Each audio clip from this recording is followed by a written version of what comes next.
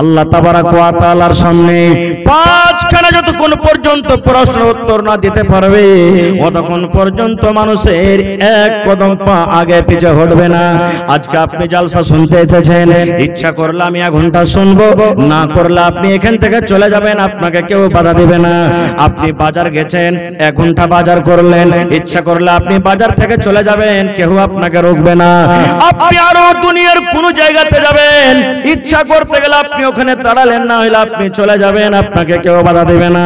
কিন্তু মুসলমান, কিয়ামতের দিন এমন কঠিন দিন হবে, এমন ভয়ঙ্কর দিন হবে, দয়ার নবী বলেছেন উম্মত রে, যতক্ষণ পর্যন্ত আল্লাহর সামনে 5খানা তুমি সওয়ালের জবাব দিতে না পারবে ততক্ষণ পর্যন্ত আল্লাহর সামনে থেকে 1 কদম পা তোমার হিলা ডলা করবে না। তাইয়ার আছেন 5খানা সওয়ালের উত্তর দিতে? তাইয়ার আছেন? কি কি 5খানা প্রশ্ন হবে? এই যে আমি বললাম বুঝার জন্য বলছি, মনে করেন আজকে কিয়ামতের দিন একটা একটা করে আমি আপনাদের সামনে সেই প্রশ্নগুলো রাখবো যেটা আল্লাহ তাবারাক ওয়া তাআলা আমাকে আপনাকে কিয়ামতের দিন জিজ্ঞাসা করবেন। প্রথম সওয়াল, প্রথম প্রশ্ন কি?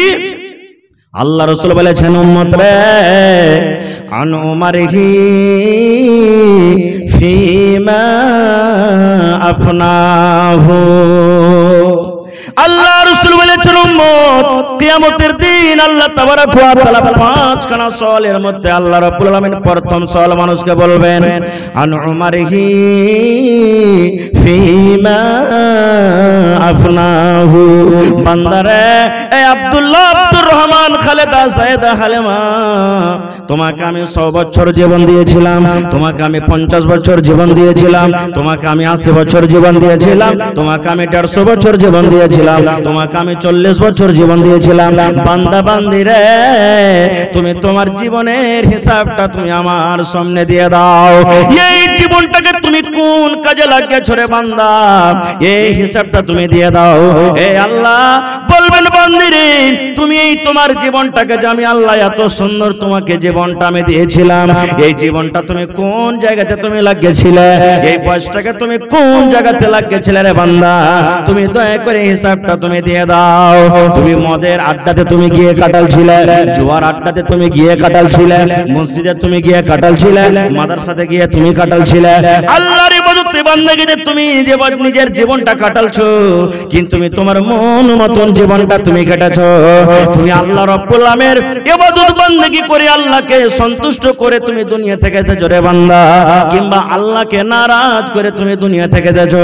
বান্দারে, আমি আল্লাহ রাব্বুল আলামিন তোমাকে আজকে জিজ্ঞাসা করে রে বান্দা, তুমি তোমার জীবনের হিসাবটা আমাকে দিয়ে দাও।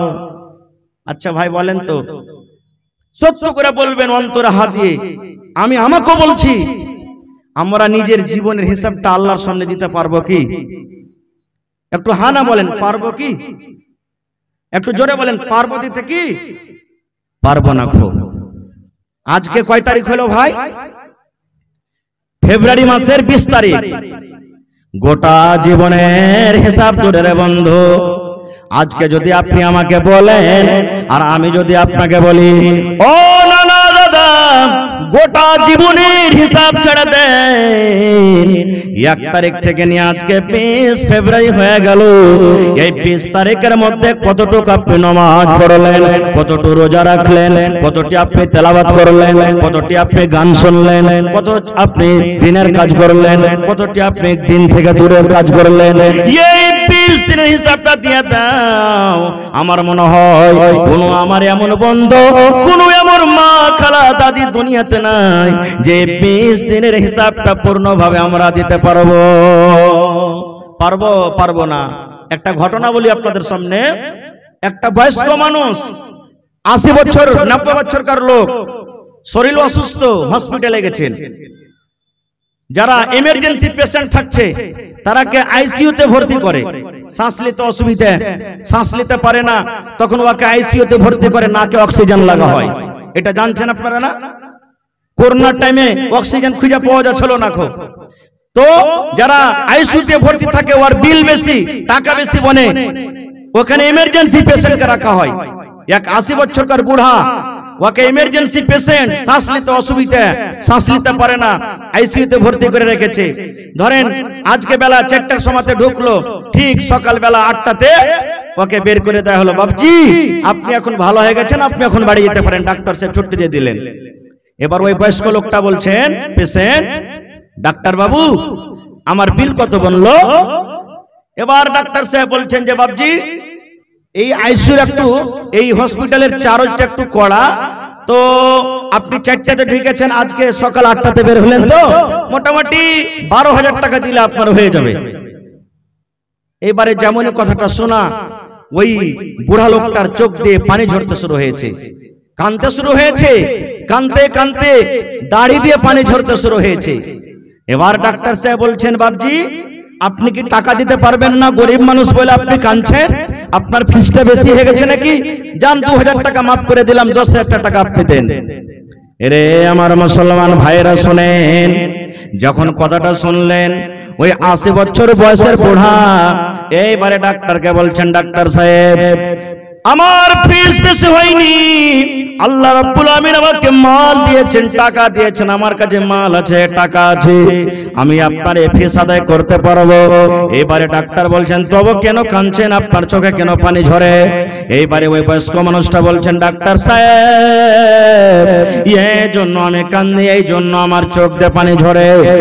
আজকে সামান্য একটা অক্সিজেন নিতে আমার অসুবিধা হচ্ছিল, শ্বাসটা নেওয়ার জন্য আমি আপনার হসপিটালে এসেছি, অক্সিজেন আমার লাখে লাখে রাখলেন, এই 8 ঘন্টা 10 ঘন্টা 12 ঘন্টা আপনার হসপিটালে আমি থাকলাম, সামান্য এই শ্বাসের মেশিনটা আমার নাকে আপনি লাগিয়ে রাখলেন, মুখে লাগিয়ে রাখলেন, তার যদি 12,000 টাকা হয়, এই 12 ঘন্টা 14 ঘন্টাতে যদি আমাকে শুধু শ্বাসের হিসাবটা দিতে 12,000 টাকা আদায় করতে হয়। ডাক্তার সাহেব যেদিন থেকে আমি দুনিয়াতে জন্ম নিয়েছি, যেদিন থেকে আমি দুনিয়াতে এসেছি, সেদিন থেকে নিয়ে আজকে আমার বয়স 80 বছর হয়ে গেল। আরে দুনিয়াতে আমি 80 বছর সময় কাটিয়ে দিলাম, কোনদিন আল্লাহ রাব্বুল আমিন আমার কাছে 1 টাকা চাইনি। কত আমি দুনিয়াতে অক্সিজেন নিয়েছি, আমি আল্লাহর দেওয়া অক্সিজেন ভিতরে নিয়েছি, কোনদিন আল্লাহ রাব্বুল আমিন আমার কাছে 1 টাকা চাইনি।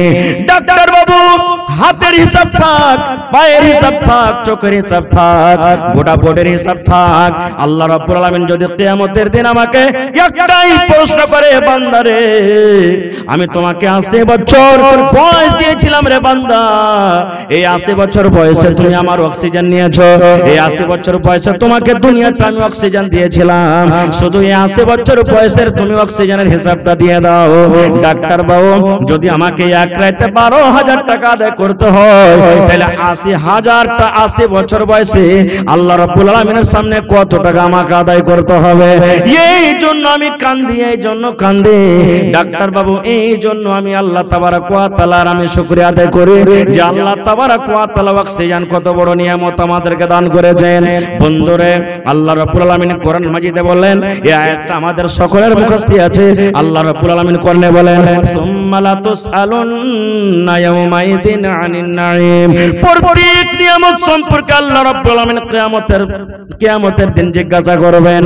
আল্লাহ বলবেন, বান্দারে হাত তোমাকে দিয়েছিলাম রে বান্দা, এই হাতের তুমি হিসাবটা দিয়ে দাও। আল্লাহ বলবেন, বান্দারে চোখ দিয়েছিলাম, এই চোখের হিসাবটা তুমি দিয়ে দাও। আল্লাহ বলবেন, বান্দারে তোমাকে পা দিয়েছিলাম, পার হিসাবটা দিয়ে দাও। আল্লাহ বলবেন, তোমাকে জ্ঞান বুদ্ধি বিবেক দিয়েছিলাম রে বান্দা, এই তুমি মাথার ব্রেনের হিসাবটা তুমি দিয়ে দাও। বন্ধুরে আজকে বিচার পঞ্চায়েতে বসে মিষ্টি মিষ্টি কথা বলে আমরা পার করে যাই, আমরা মিথ্যা কথা বলে পার করে যাই, মৌলানার সামনে মিথ্যা কথা বলে দিই, কোর্টে যাই মিথ্যা কথা বলে দিই, আদালতে আমরা মিথ্যা কথা বলে দিই, বিচার ব্যবস্থা মিথ্যা কথা বলে দিই, মণ্ডলের সামনে মিথ্যা কথা বলে দিই। কিন্তু আল্লাহ রাব্বুল আলামিন করে বলেন, আল ইয়াউমা নাখতিমু আলা আফওয়াহিহিম ওয়া তুকাল্লিমুনা আইদিহিম ওয়া তাশহাদু আরজুলুহুম বিমা কানু ইয়াকসিবুন।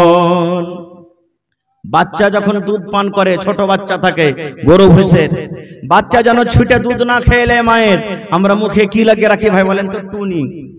কি বলেন আপনারা? টুনি না বলছেন? ফসল চারিদিকে লেগে আছে, আপনি মুখখানে হাল বাইবেন, যেই গরুটা যে মহিষটা ফসলের লাইনে থাকবে ওর মুখে আপনি টুনি দেন কেন? ওই গরুটা ওই মহিষটা যেন ফসল না খেয়ে নেয়, তাই আল্লাহ রাব্বুল আলামিন ঠিক মানুষের যখন প্রশ্ন করবেন, এই মুখখান দিয়ে মিথ্যা মিথ্যা কথা বলবে মানুষ, আর এটাই মনে করবে কিয়ামতের দিন আজকে দুনিয়ার মতো দিন মনে করবে। আদালতে যেমন মিথ্যা কথা বলে পার হয়ে গেছে, বিচারে বসে যেমন মিথ্যা কথা বলে পার হয়ে গেছে, আল্লাহর সামনে এখন মিথ্যা কথা বলে পার হয়ে যাব। তখন আল্লাহ রাব্বুল আলামিন কি করবেন? আল-ইয়াওমা নাখতিমু আলা আফওয়াহিহিম, আল্লাহ রাব্বুল আলামিন তার মুখে মুদ্রনি লাগিয়ে দিবেন, আল্লাহ তার মুখে মোহর লাগিয়ে দিবেন। এবার বলবেন মাওলানা, মুখে যদি টুনি লেগে যায়, মুখে যদি মোহর লেগে যায়, তাহলে কথা কেমন করে বলবে? আল্লাহ বলেন, বান্দারে তোমার কথা বলবে হাতে, হাতে কথা বলবে, হাত কথা বলবে, হাতে কথা বলবে। কেমন করে কথা বলবে? আল্লাহ রাব্বুল আলামিন আজকে হাতে কথা বলার তৌফিক দেননি, হাত কথা বলতে পারে না। আজকে যেমন মুখকে আল্লাহ রাব্বুল আলামিন তৌফিক দিয়েছেন মুখ কথা বলে, এই মতো কিয়ামতের দিন আল্লাহ মুখে মোহর লাগিয়ে দেবেন। আল্লাহ হাতকে বলবেন, হাতরে বল দুনিয়াতে তুই কি করেছিলি? হাত পটপট পটপট করে দুনিয়াতে যা করেছে সব বলে দিবে। আর মুখ কি বলবে জানেন? মুখে তো মোহর লাগা আছে। হাত যখন কথা বলবে, আল্লাহ আমার দ্বারাতে মাল চুরি করেছিল, অপারকে আল্লাহ মেরেছিল, অপারের সাথে এরকম করেছিল, যখন হাত পটপট পটপট করে কথা বলবে, ওয়াতাশহাদু আরজুলুহুম, আর পা গাওয়া দিয়ে দিবে, আল্লাহ হাত যা বলছে ঠিক বলছে, আল্লাহ হাত যা বলছে ঠিক বলছে, যখন গাওয়া দিয়ে দিবে, বিমা কানু ইয়াকসিবুন, দুনিয়াতে আমরা যা কিছু করব। তখন মুখ কি বলবে জানেন?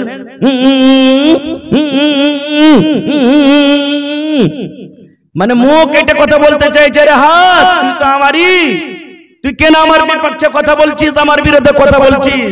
এরে পা তুই কেন গাওয়া দিচ্ছিস, সাক্ষ্য দিচ্ছিস তুই যে আমারই?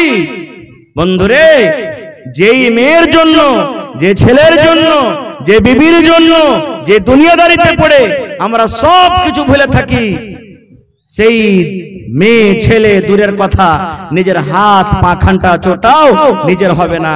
তাহলে বন্ধুগণ, কিয়ামতের দিন প্রথম সওয়াল আল্লাহ তাবারক ওয়া তাআলা করবেন, বান্দা তুমি তোমার জীবনের হিসাবটা দিয়ে দাও। 2 নম্বরে আল্লাহ রাসূল সাল্লাল্লাহু আলাইহি ওয়াসাল্লাম বলেছেন, আল্লাহ তাবারক ওয়া তাআলা 2 নম্বরে বান্দাকে বলবেন, ওয়া আন শাবাবিহি ফিমা আবলাহু, আল্লাহ বলবেন, বান্দারে তুমি জীবনের হিসাব দিতে পারলে না রে বান্দা। তুমি 60 বছর তোমাকে জীবন দিয়েছিলাম, 80 বছর তোমাকে জীবন দিয়েছিলাম, তোমাকে 100 বছর জীবন দিয়েছিলাম রে বান্দা, তুমি জীবনের হিসাবটা দিতে পারলে না। বান্দারে তুমি তোমার যৌবন কালের হিসাবটা দিয়ে দাও। এই যে আমি আল্লাহ রাব্বুল আমিন 20 থেকে নিয়ে 40 বছরকার মধ্যখানে তোমাকে আমি একটা যৌবন কাল দিয়েছিলাম, তোমাকে আমি একটা জওয়ানি কাল দিয়েছিলাম, তোমাকে আমি একটা জওয়ানি বয়স দিয়েছিলাম। বান্দারে তুমি তোমার এই যৌবন কালের হিসাবটা তুমি দিয়ে দাও। বান্দা এই যৌবন কালের তুমি হিসাবটা দিয়ে দাও। এই যৌবন কালটা তুমি কোন কাজে তুমি কাটিয়েছো? भाई मुसलमान सामीन, बार बार एक दरखास्त आ रही है कि एक 7 साल की बच्ची है, शाम 5 बजे से गुम है। 7 বছরকার একটা বেটি ছেলে, ইয়াসমিন নাম, বাপের নাম সলিম, কোন গাঁ? রাউতারা বাড়ি। ইয়াসমিন নাম, বাপের নাম সলিম, রাউতারা বাড়ি। 5টা থেকে ছেলেটা পাওয়া যায় না, 7 বছরকার ছেলে। আপনারা কেউ কোনটি যদি দেখে থাকেন তো ওকে এখানে পৌঁছে দিবেন, চাহে জলসা কমিটির মানুষের সাথে সম্পর্ক করে নেবেন। রাউতারা বাড়ি, ইয়াসমিন নাম, বাপের নাম সলিম, 7 বছরকার ছেলে, সান 5টা থেকে হারিয়ে আছে। ওকে যদি কোনটি দেখতে পান কেউ তো এখানে পৌঁছে দিবেন।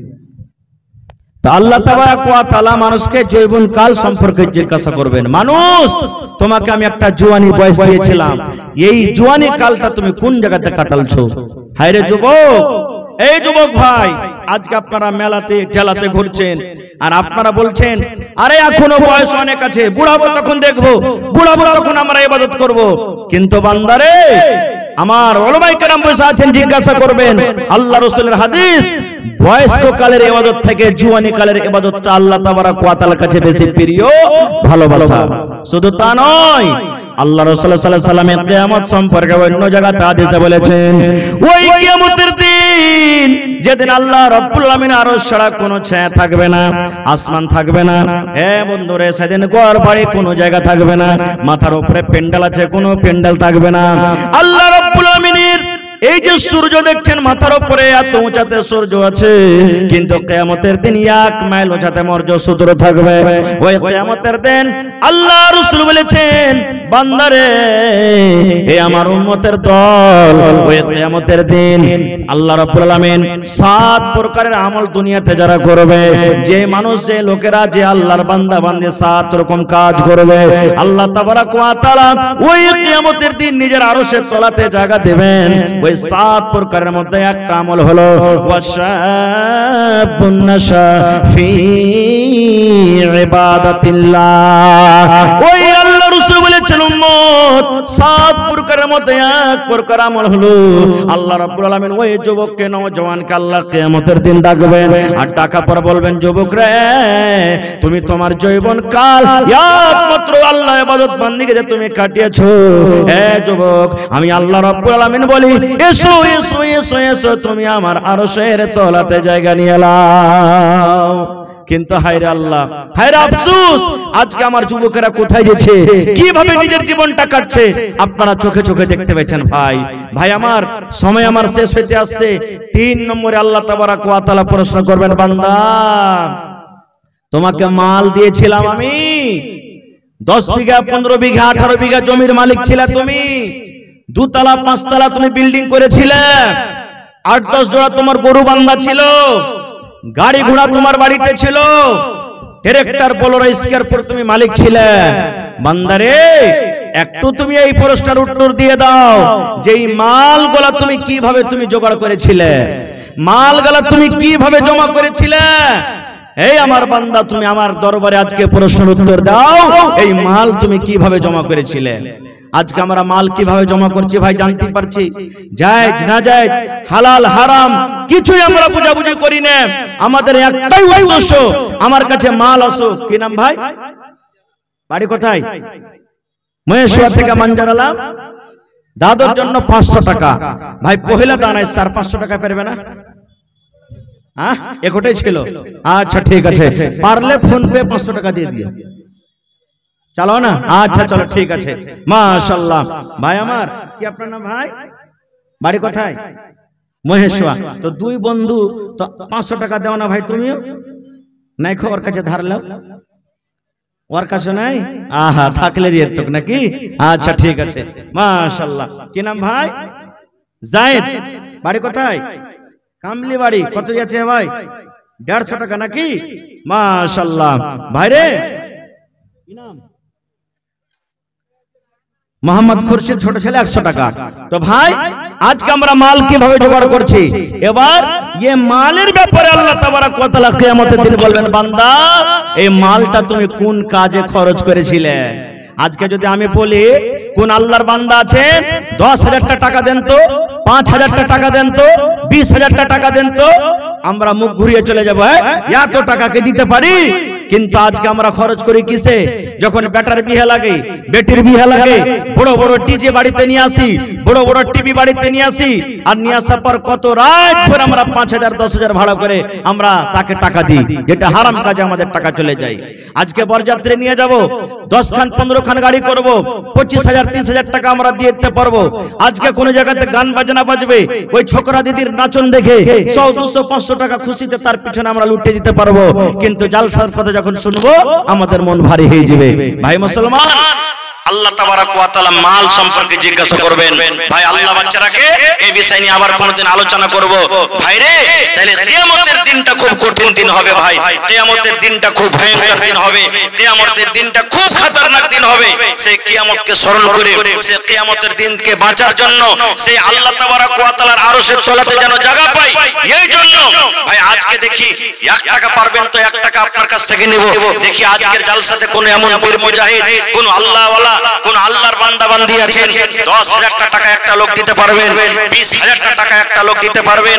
দেখি এই মাদ্রাসার জন্য জালসা, যেখানে কোরআন হাদিসের পড়া হয়, যে জায়গাতে মানুষ তৈরি হয়, যে জায়গাতে ওয়া মানুষকে মানুষ করা হয়, যে জায়গাতে সুবহানাল্লাহ।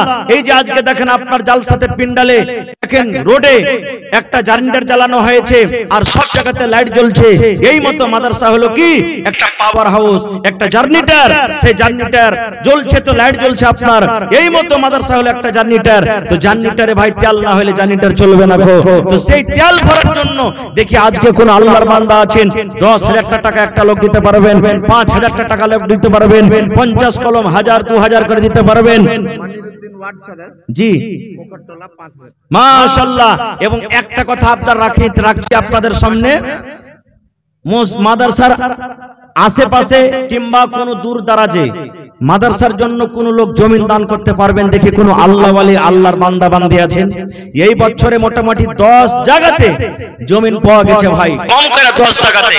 কেউ 1 কাঠা, কেউ 1 ডিসমিল, কেউ 2 কাঠা, কেউ 5 কাঠা, এই করে করে জমিন পাওয়া গেছে। তো মাদ্রাসা যেখানে আপনাদের টাইম আছে, মাদ্রাসার আশেপাশে যদি হয়তো খুব ভালো হবে, মাদ্রাসাখানটা আরেকটু বড় হবে আর ওর জন্য সাদকায়ে জারিয়া হবে, মরার পর কবরে অনলাইন নেকি পৌঁছতে থাকবে। দেখি কোন আল্লাহর বান্দা এবং বান্দি, কোন নেককার আল্লাহওয়ালা মুজাহিদ কেউ এমন আছেন আজকে মাওলানা আমি মাদ্রাসার পাশে আমার জমিন আছে, আমি 1 কাঠা 1 ডিসমিল 2 কাঠা আমি জমিন দান করলাম, কিংবা আমার পাশে জমিন নাই, মাঠের জমিন আমি বিক্রি করে যা টাকা হবে আমি লাগিয়ে দেব। দেখি কোন আল্লাহর বান্দা বান্দি আছেন? এই দরখাস্ত আমি রাখলাম। ভাই আমার আজকে জালসাতে সর্বপ্রথম আমার ভাই মনিরুল ইসলাম সাহেব, মানিরুল ইসলাম সাহেব মাশাআল্লাহ অ্যাক্সিডেন্ট হয়ে গেছে নাকি, 5,000 টাকা দান করলেন। সুবহানাল্লাহ। এই দেখেন তো ভাই আসতে পারেনি মনে হয় নাকি, আসতে পারলে আরো 5,000 টাকা দান করতেন। তো ভাই দেখেন 5,000 টাকার একটা কলম পেয়েছি ভাই, 5 ওয়াক্তের নামাজ, তার মধ্যে ফজরের জোড়া পাওয়া গেছে 5,000 টাকা। দেখি 2 নম্বরে কোন আল্লাহওয়ালা পীর মুজাহিদ এমন আছেন, জোহরের জোড়া দেখি 5,000 টাকা দিতে পারবেন? আসেন তো দেখি। মাশাআল্লাহ, জাযাকাল্লাহু খাইরান জাযা ওয়া হাসানাল জাযা।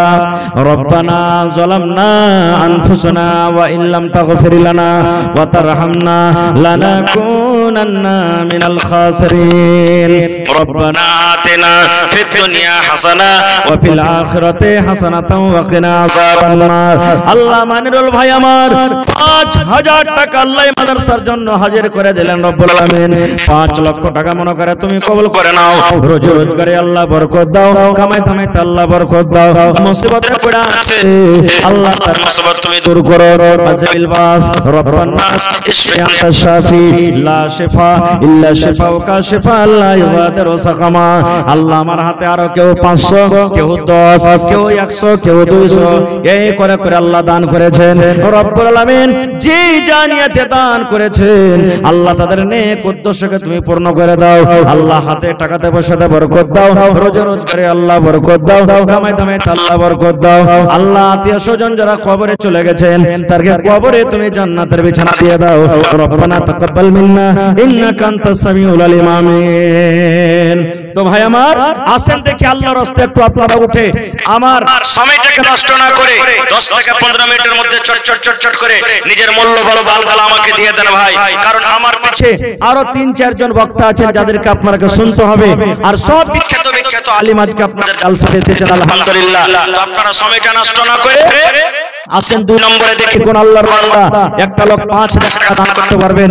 ভাই টিনের ঘর, টিনের বাড়ি, টিনের জায়গা মাশাআল্লাহ। আইসান ভাই সালাম করেন। কি নাম? মোহাম্মদ ওয়াসিম মাশাআল্লাহ।